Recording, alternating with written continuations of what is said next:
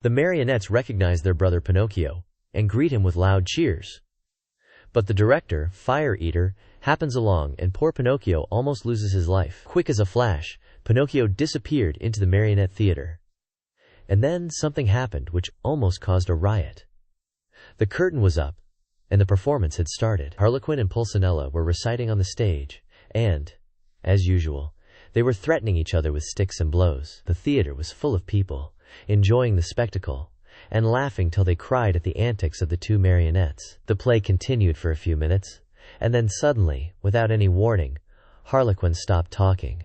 Turning toward the audience, he pointed to the rear of the orchestra, yelling wildly at the same time, "Look, look, am I asleep or awake? Or do I really see Pinocchio there?" "Yes, yes, it is Pinocchio!" screamed Pulcinella. "It is!" shrieked Signora Rosaura, peeking in from the side of the stage. "It is Pinocchio! It is Pinocchio!" yelled all the marionettes, pouring out of the wings. "It is Pinocchio! It is our brother Pinocchio! Hurrah for Pinocchio!" "Pinocchio, come up to me!" shouted Harlequin.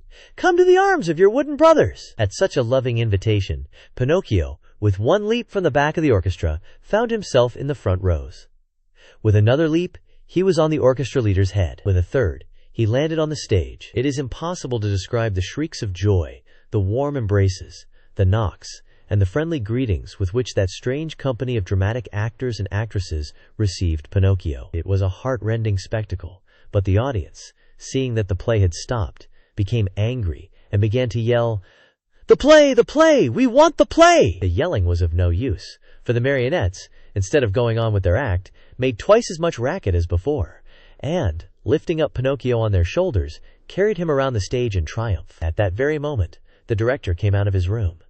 He had such a fearful appearance that one look at him would fill you with horror. His beard was as black as pitch, and so long that it reached from his chin down to his feet. His mouth was as wide as an oven, his teeth like yellow fangs, and his eyes, two glowing red coals. In his huge, hairy hands, a long whip made of green snakes and black cats, tails twisted together, swished through the air in a dangerous way.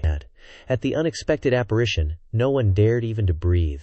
One could almost hear a fly go by. Those poor marionettes, one and all, trembled like leaves in a storm. "Why have you brought such excitement into my theater?" the huge fellow asked Pinocchio, with the voice of an ogre suffering with a cold. "Believe me, Your Honor, the fault was not mine." "Enough!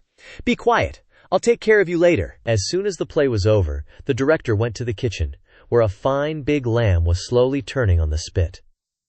More wood was needed to finish cooking it. He called Harlequin and Pulcinella and said to them, "Bring that marionette to me. He looks as if he were made of well-seasoned wood. He'll make a fine fire for this spit." Harlequin and Pulcinella hesitated a bit.